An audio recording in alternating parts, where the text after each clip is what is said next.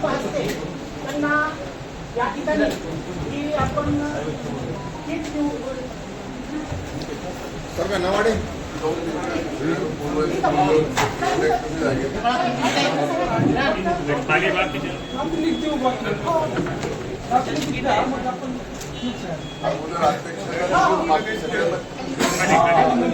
एक फोटो फक्त पेजर खाली पाहिल्यावर नगरसेवकांचा घ्यायचा. सही करा पाहिजे तर हो सर हो.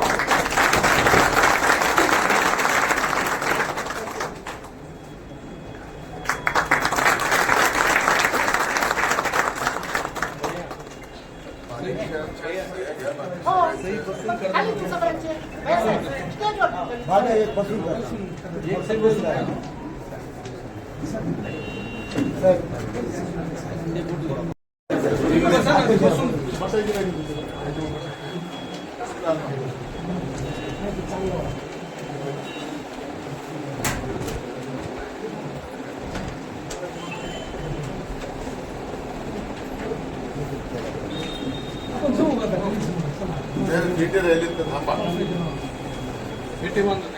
अरे महिला एक जास्त आहे, तुम्ही असं म्हणू नका. पुस्तक सभागृहात बहुत जास्त आहे. त्यांनी ठरविलं तर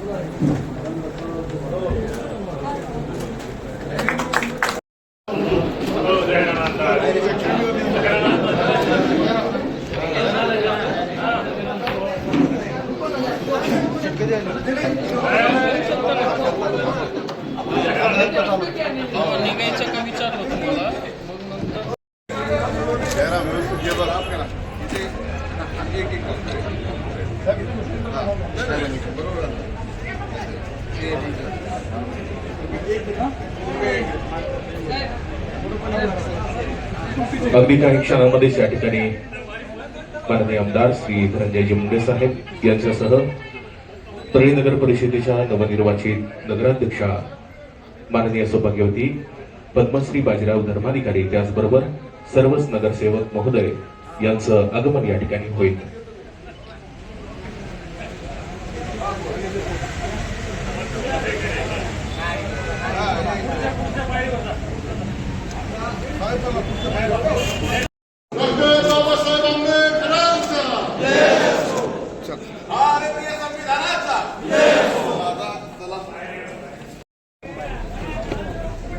माननीय आमदार श्री धनंजयजी मुंडे साहेब यांच्यासह सर्वच नगरसेवक आणि या नगरीच्या नवनिर्वाचित नगराध्यक्षा सौभाग्यवती पद्मश्री बाजीराव धर्माधिकारी यांचं आगमन या ठिकाणी होत आहे. मी विनंती करतो आनंद असायला पाहिजे तो दिसत.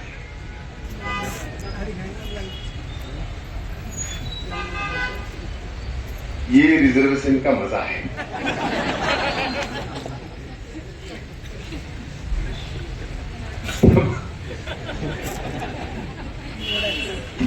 त्यामुळं आपल्या चेहऱ्यावर आज लग्नाचा वाढदिवस असताना सुद्धा तुझा आनंद मला दिसायला पाहिजे जे मी भैयाला ओळखतो एवढ्या वर्षापासून. तुम्ही दिसत तरी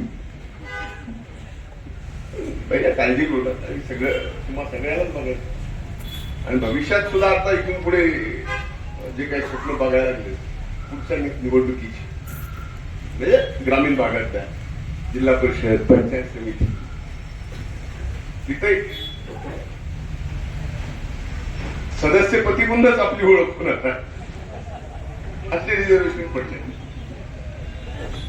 म्हणून मला खात्री आहे की आपण सर्वच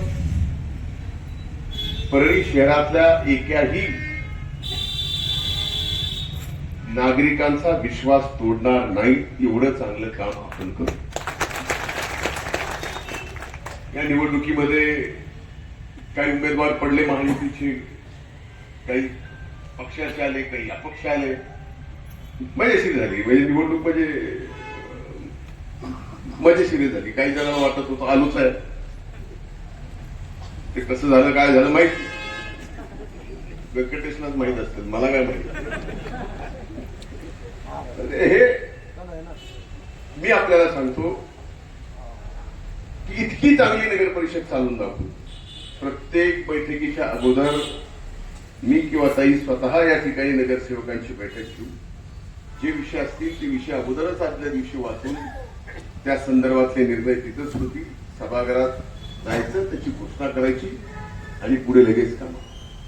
या ठिकाणी कोण दुसऱ्या पक्षाचं असलं किती दिवस राहतील मला माहित नाही नगरसेवक, पण समजा तरी ते वेगळ्या पक्षाचे आहेत म्हणून आम्ही त्यांच्यावर असा अन्याय